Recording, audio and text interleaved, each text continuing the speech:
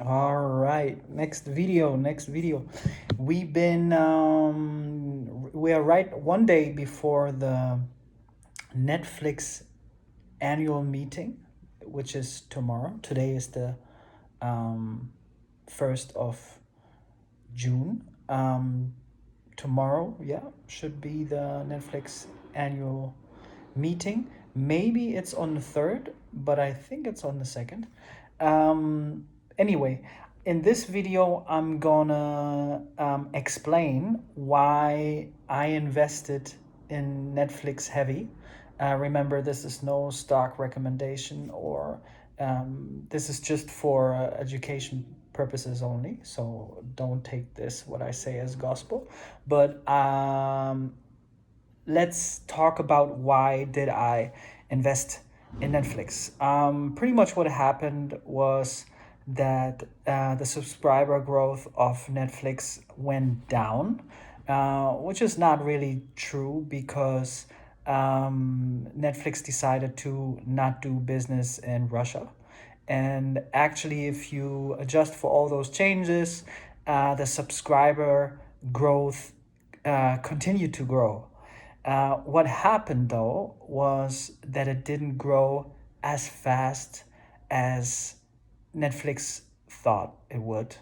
And what happened was that pretty much Wall Street, they got concerned. And a lot of people, a lot of investors got concerned because remember, most of the market participants are short term oriented. And therefore, they sold the stock. And when everybody is selling a stock, you have a stock meltdown like you had with Netflix over the last month. And Netflix went down 70%, which is a lot.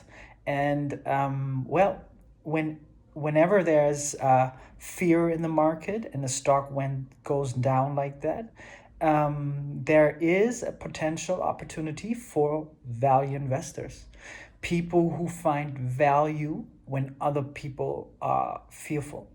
And the interesting thing is with Netflix, we have the perfect scenario for what we want as value investors.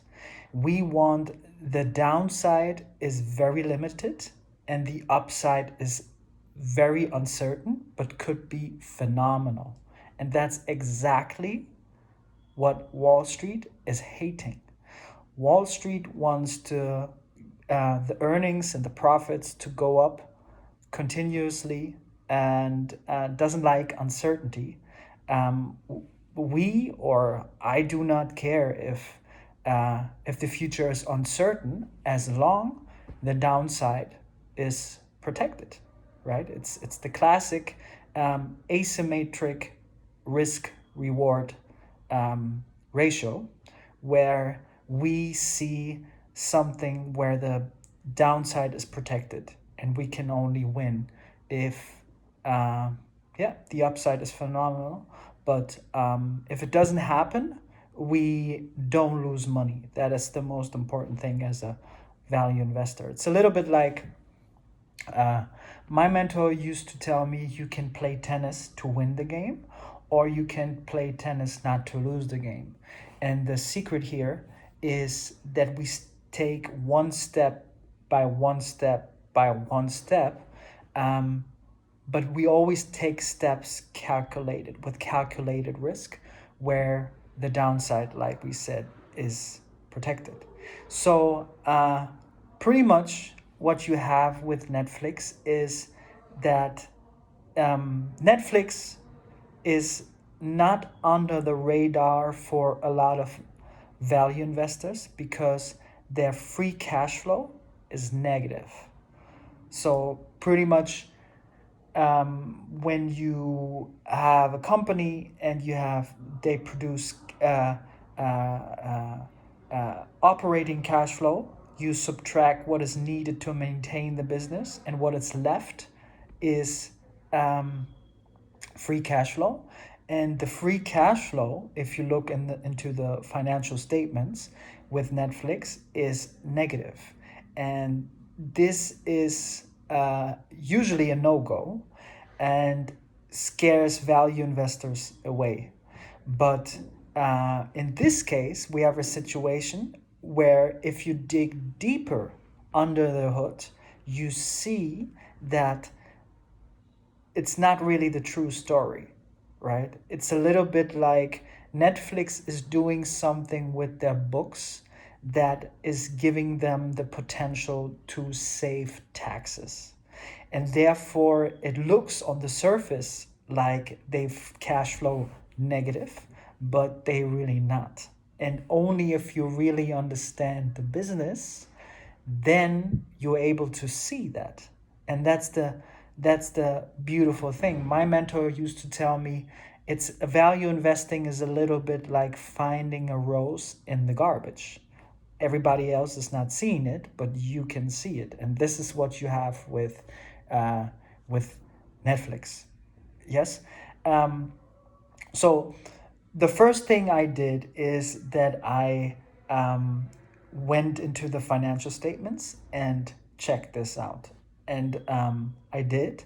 And now I have to make a judgment call because they spending a lot of money on content right now.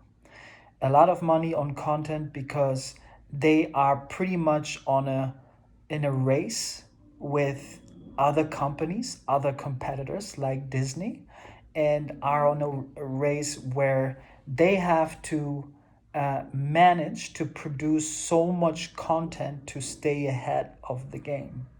And because 2018, I think Disney launched Disney Plus, and you have all those big companies now coming into the streaming industry. And I think during that time when Disney started to do streaming, they took away the content from Netflix, and therefore Netflix has to create their own content. And this race is going on right now, and pretty much this is the reason why Netflix is spending so much money on content. But in the next videos, I'm going to explain what is the competitive advantage of Netflix against all competitors, Disney and so on and so on. And yeah, I'm with those videos I'm producing right now, I want to give you a deep dive into Netflix so you understand why I am investing in Netflix and why this is a good decision to do. And also, I'm trying to build a track record because I want people, today's 2022 in June, I want people in 2 or 3 years to see this video and be like, wow, you've seen this coming, and this was a good investment you made. And yeah, maybe I'm interested in investing with you because you know how to do this. And I'm also teaching friends and people who are interested how to manage the skill to make 20% with stocks in the stock market. And if you're interested, shoot me an email, contact me. I still have some spots available. And yeah, I'll be happy to help you out. And please like this video, subscribe, share it with your friends, and thank you for your attention. See you in the next one.